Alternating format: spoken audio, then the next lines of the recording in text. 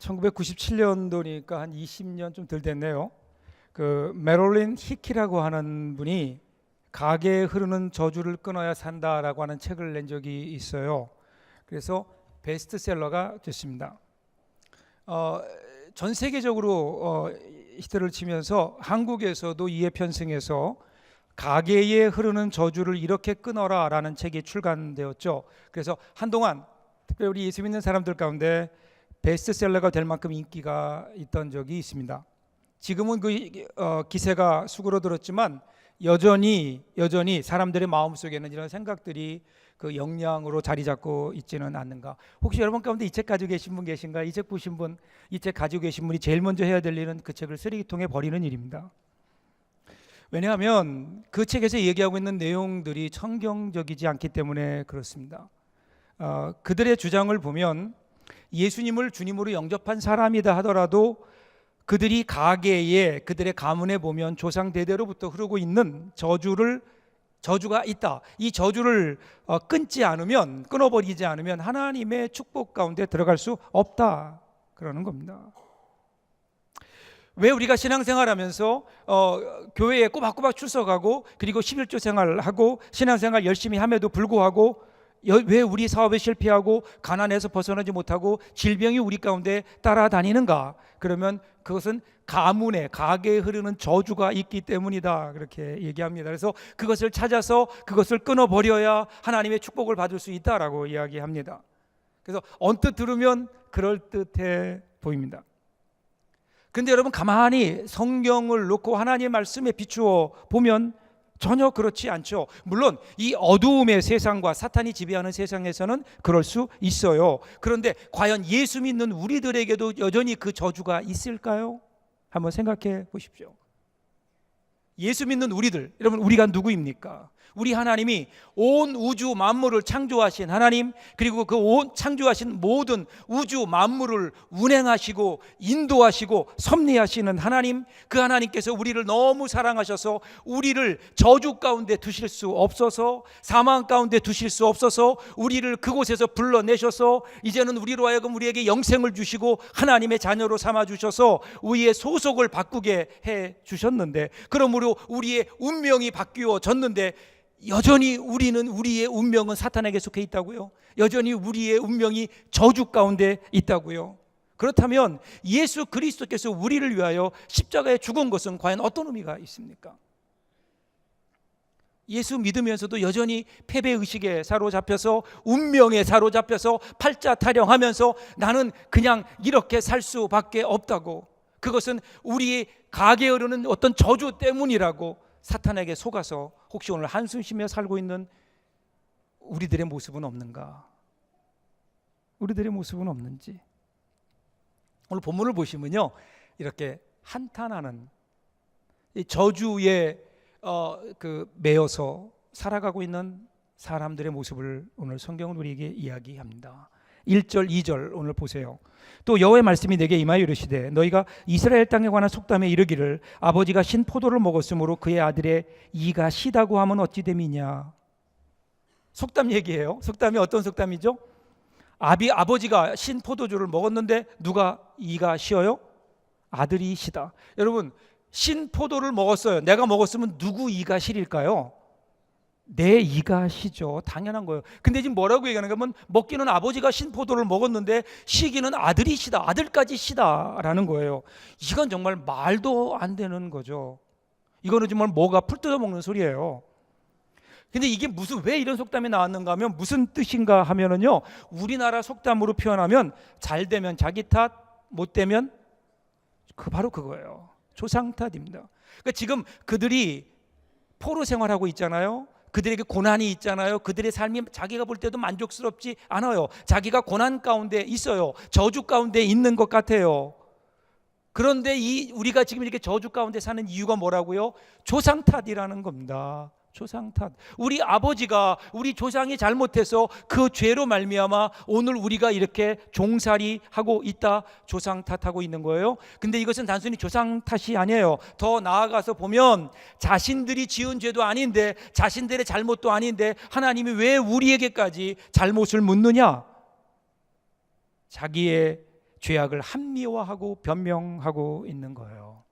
그러면서 뭐라고 얘기해요? 그러면서 아버지가 포도를 먹었는데 우리 씨가 임은 어찌 돼? 우리의 이가 실임은 어찌 됨이냐.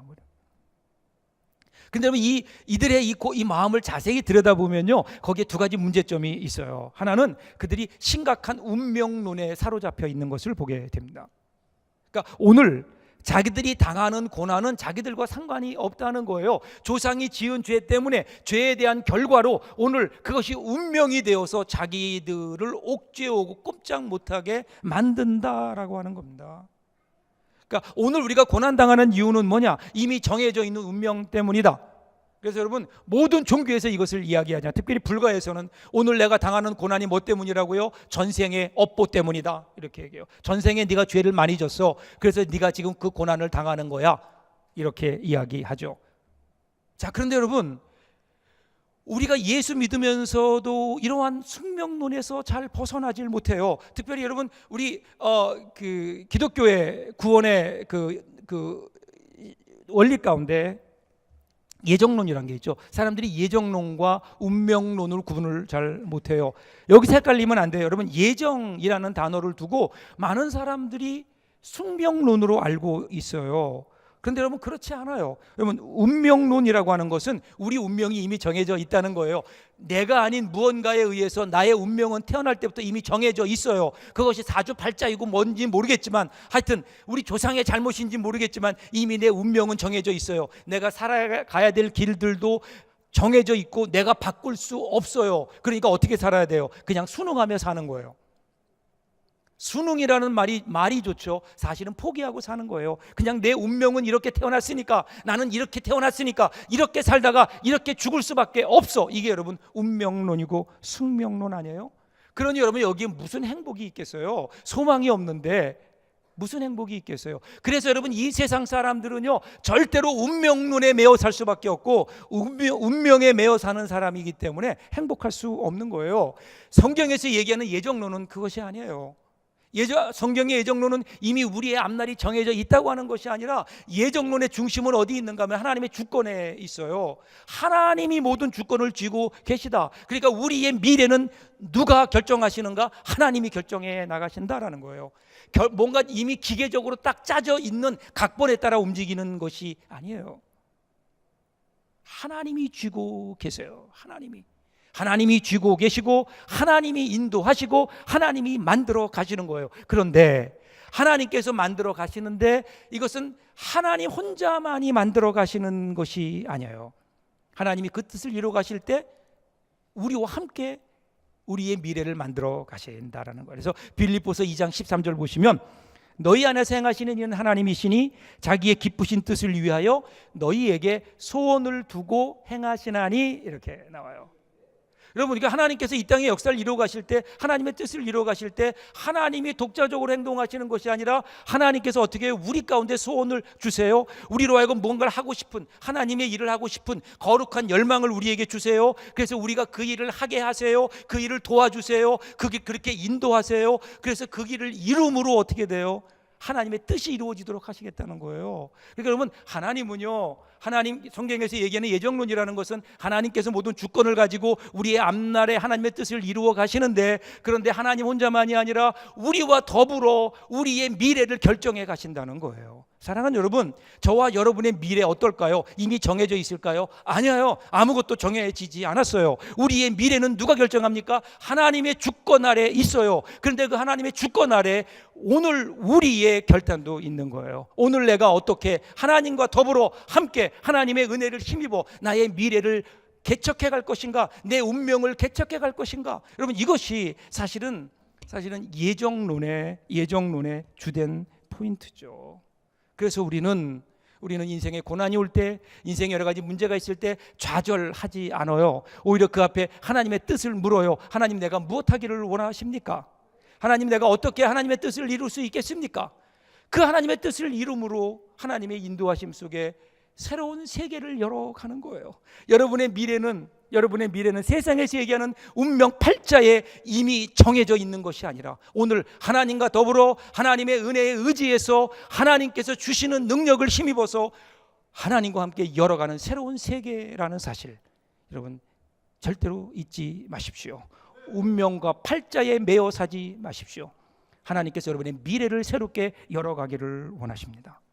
또 하나, 두 번째 여기 발견하는 문제는요, 이 운명론의 문제를 보면 우리 가운데 있는 모든 우리에게 일어나는 고난들, 원치 않는 일들, 재난이라든가 아니면 질병이라든가 아니면 여러 가지 실패라든가 이런 것들을 어떻게 무조건 그것은 저주라고 놓고 시작하는 겁니다.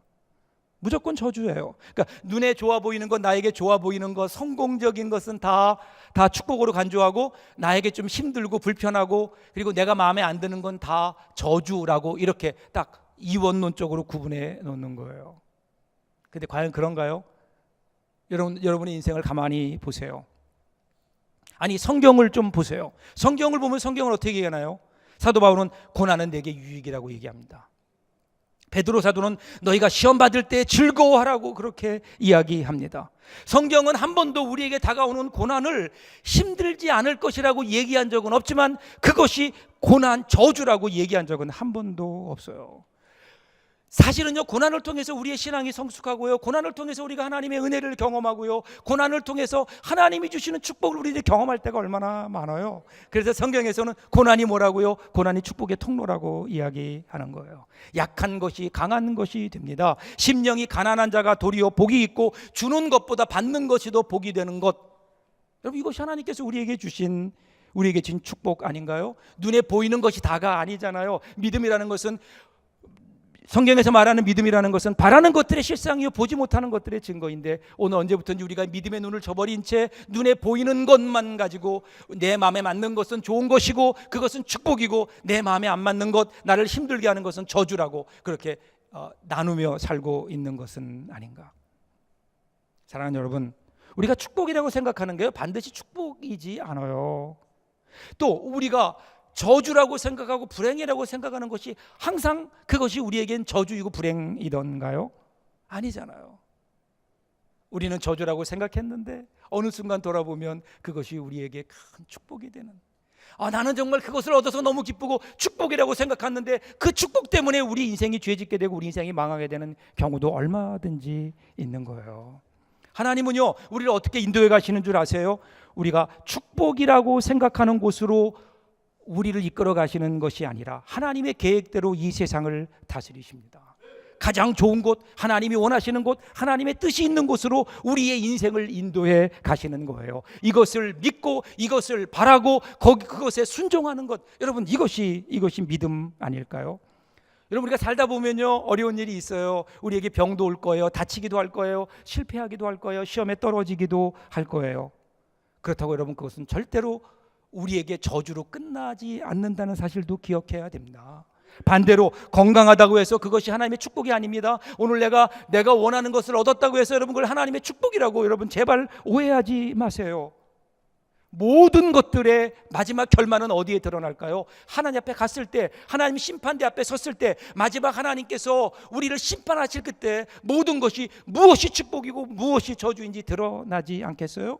우리가 분명히 믿는 것은 오늘 내가 보는 것 축복이 아니고 오늘 내가 보는 것 저주가 아니라 하나님이 인도하시는 그곳, 그것이 축복이고 하나님이 인도하심이 없는 곳이 저주라고 믿고 따라가는 저와 여러분 될 수 있기를 주님의 이름으로 축복합니다. 고난은 저주가 아닙니다. 고난은 축복의 통로입니다. 자, 이렇게 모든 어려움을 조상 탓으로 돌려대는 이스라엘 백성에게 이제 하나님께서 대답하십니다. 3절 4절 보세요. 내가 나의 삶을 두고 맹세하노니 너희가 이스라엘 가운데서 다시는 이 속담을 쓰지 못하게 되리라. 모든 영혼이 다 내게 속한지라. 아비의 영혼이 내게 속함같이 아들의 영혼도 내게 속하였나니 범죄하는 그 영혼이 죽으리라. 다시는 너희가 그 속담, 아비가 신 포도를 먹고 그 아들의 이가 시다라고 할 수 없다 말씀하시면서 4절에 보면 영혼에 대한 얘기합니다. 영혼, 모든 영혼이 내게 속한지라. 속한지라 범죄하는 그 영혼은 죽을 것이다. 이렇게. 여러분 여기서 영혼이라는 말은요 히브리어로 네페쉬라는 말이에요. 사실 근데 영혼이라는 말 번역이 조금 잘못돼서 영혼이 죽는다 그러니까 영혼도 죽나 뭐 이렇게 생각하시는데, 여기서 말하는 네페쉬라고 하는 말은 우리가 육체 영혼 할 때 그 영혼을 얘기하는 것이 아니라 인간을 의미해요. 사람을 이야기하는 겁니다. 즉 인간의 육체와 영혼 모두를 포함한 전인적인 존재, 인간, 그 인간을 이야기하는 겁니다. 그러니까 하나님이 말씀은 뭐냐면요, 각각의 개개인이, 모든 사람들이 하나님께 속했고 자기가 범한 대로 죄를 받는 것이지, 심판을 받는 것이지 조상 때문이 아니라는 겁니다. 지금 조상의 잘못으로 우리가 여기 끌려온 거야, 이렇게 스스로를 자위하고 있는 그들에게, 그래서 숙명론에 묶여서 우리는 그 죄 때문에 어쩔 수 없이 이렇게 살아야 돼, 포기하고 살아가는 그들을 향해서 하나님께서 그렇지 않다고 말씀하시는 겁니다. 그런데 여러분 성경을 보면요, 왜 이런 생각을 하게 되는가 하면 사실 이렇게 생각하는 근거가 있어요. 출애굽기 20장 5절부터 6절 보시면 하나님이 이렇게 말씀하세요. 그것들에게 절하지 말며 그것들을 섬기지 말라. 내 하나님 여호와는 질투하는 하나님인즉 나를 미워하는 자의 죄를 갚되 아버지로부터 아들에게로 3, 4대까지 이르게 하거니와 나를 사랑하고 내 계명을 지키는 자에게는 1000대까지 은혜를 베푸느니라. 자, 우리 10계명의 두 번째 계명이에요. 우상 숭배하지 말라고 하시면서 만일에 우상 숭배를 하면, 이 두 번째 계명을 어기면 벌을 주시는데 어디까지 주신다고요? 3, 4대까지 주시겠다는 거예요. 이것을 잘못 해석해서 내가 죄를 범하면 3, 4대 내 손자까지 이 죄가 전가되는구나, 벌을 받겠구나, 이렇게 생각하는데 이것은 잘못된 해석이에요. 여기서 3, 4대라는 것은 여러분 그 당시는 농경사회였잖아요. 농경사회의 특징은 뭘까요? 가족들이 모여 살아요. 한 집안에 모여 살아요. 그래서 그 당시에는 보면은요 3, 4대가 거기에 모여 사는 것은 흔한 일이었어요. 저도 어릴 적에 보면 4대까지 저희 집에 살았거든요. 4대까지 살아요. 저희 할머니부터 저희 아들까지 3, 4대가 모여 사는 건 당연한 겁니다. 그러니까 여기서 말하는 3, 4대라는 것은 아버지가 죄를 지면 손자까지 1대, 2대, 3대, 4대 죄가 유전된다는 것이 아니라 그 당대로 끝난다는 거예요. 그 당시에 그 한 대가 바로 3, 4대를 말하는 겁니다. 그러니까 한 사람이 잘못하면 그 사람에게 죄를 묻겠다, 자손들에게 죄를 물으시는 하나님이 아니에요. 그래서 거기에 저주가 흘러가지 않는 거예요. 다만 조심해야 될 것은, 한 사람이 죄를 지으면 그 때문에 가족들이 힘들어 하잖아요. 예를 들어서 가장이 죄를 범했어요. 그래서 하나님께 그 심판을 받았어요. 벌을 받았어요. 그러면 얼마나 그 삶이 피폐해지겠어요.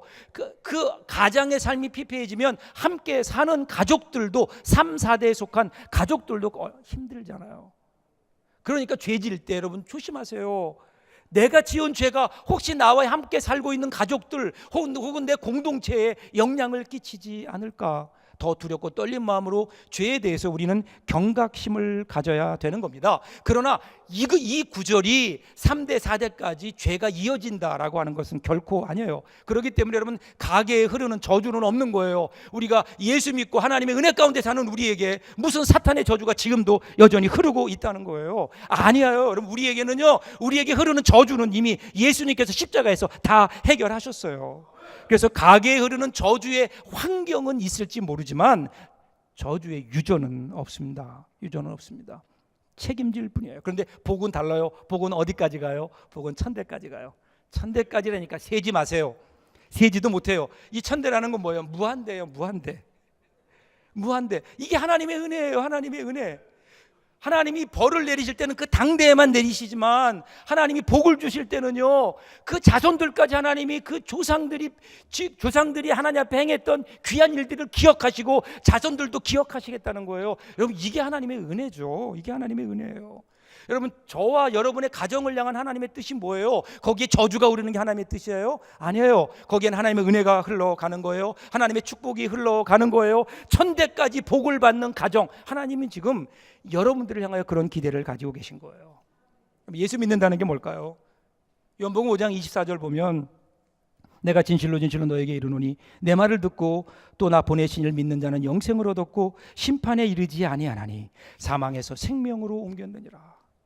여러분들 이 말씀 읽을 때마다 얼마나 감사한지 몰라요. 우리가 어떤 사람이에요? 소속이 바뀌었어요. 사망에서 생명으로, 심판에서 영생으로. 여러분, 그러게 예수 믿는다는 것은요, 혁명적인 사건입니다. 더 이상 우리가 심판의 굴레에 얽매이지 않아요. 사망의 권세가 더 이상 우리를 주관하지 못해요. 그렇기 때문에 여러분, 우리가 예수를 믿으면서도 여전히 우리 가운데 흐르는 가계의 저주를 얘기하고 있다면, 그 저주에 연연하다면, 여러분, 그리스도께서 우리를 위해 십자가에 죽으신 것은 어떤 의미가 있겠어요? 여러분, 이제 우리는 저주가 아니라 은혜 가운데 사는 사람들입니다. 언젠가 남미에 사역하고 있는 후배 선교사님이 있어요. 그 선교사님이 기도해달라고 기도 제목을 쭉 써서 보내면서 자기가 이런 사역을 했는데 지금 여기까지 진행됐고 아직도 모자라는 부분이 많이 있습니다. 그러면서 그 편지의 끝마디가 저에게 큰 감동을 주었어요. 이렇게 얘기합니다. 나머지는 하나님께서 어떻게 채워가실지 기대하고 있습니다. 나머지는 하나님께서 어떻게 채워가실지 기대하고 있습니다. 이것이 여러분, 우리들이, 예수 믿는 우리들이 주 안에서 누리는 복이 아닐까요? 저주라고요? 천만의 말씀이에요. 우리에게는 저주가 없어요. 우리에게는 하나님의 은혜만이 있을 뿐입니다. 구원받은 성도는 그러게 뒤를 돌아보지 않습니다. 과거의 죄를 돌아보지 않습니다. 조상의 죄는 더 이상 바라볼 것 없습니다. 우리는 천국을 바라보며 모든 저주로부터 자유로워져서 천국을 바라보며 나가는 사람들 아니에요? 제발 과거에 얽매이지 마십시오. 과거에 내가 어쨌는데, 여러분, 이건 예수 믿는 사람들이 할 이야기가 아닙니다. 믿음이 없는, 예수 믿지 않는 사람들의 한탄에 불과할 뿐입니다. 아직 우리는 그들과는 분명히 다르지 않아요? 아직도 우리 생애에 가장 좋은 날은 오지 않았다. 이렇게 믿는 사람들이 여러분, 예수 믿는 사람들 아닐까요? 내가 지금 살아가지만 여전히 하나님은 나를 붙들고 계시고, 하나님은 나를 은혜 가운데 붙들어 주셔서 지금 내가 점점 나이가 들어가고 노쇠해가고 내가 가진 것을 점점 놓아가고 있지만, 내 겉사람은 날마다 후패하고 있지만, 그럼에도 불구하고 지금 역사하시는 하나님의 은혜가 있기 때문에 내 미래에 하나님이 이루실 그 일은 내가 지금까지 경험했던 것과는 비교할 수 없는 엄청난 일들이 나를 기다리고 있다고, 이렇게 믿고 앞날을 향해 소망을 가지고 나가는 사람들이 여러분, 예수 믿는 사람들 아니에요? 여러분, 정말 우리 예수 믿는 사람들의 가장 큰 복은 뭘까요? 최고의 날은 언제일까요? 죄송하지만 죽는 날이에요.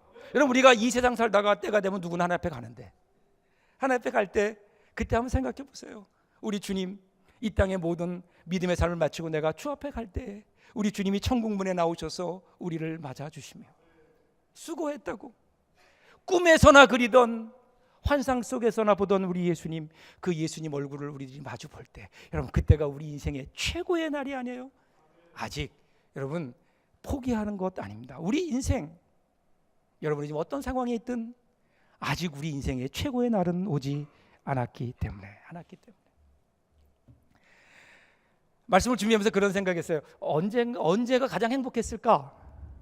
돌아보면요, 그 행복은 언제나 설레임이라는 단어와 연관되어 있었어요. 초등학교 시절 소풍 가기 전날 왜 이렇게 잠이 안 오는지, 설레이며 그 다음 소풍을 기다렸던 그 설레임이 얼마나 제 마음을 행복하게 하는지 모릅니다. 저는 도봉동에 살았거든요. 제가 6년 동안 초등학교를 다녔는데 소풍을 12번 갔어요. 12번 다 도봉산 만장봉으로 갔습니다. 같은 곳으로 갔음에도 불구하고 그 전날 왜 그렇게 기대가 되는지, 그 설레임이 저를 행복하게 했어요.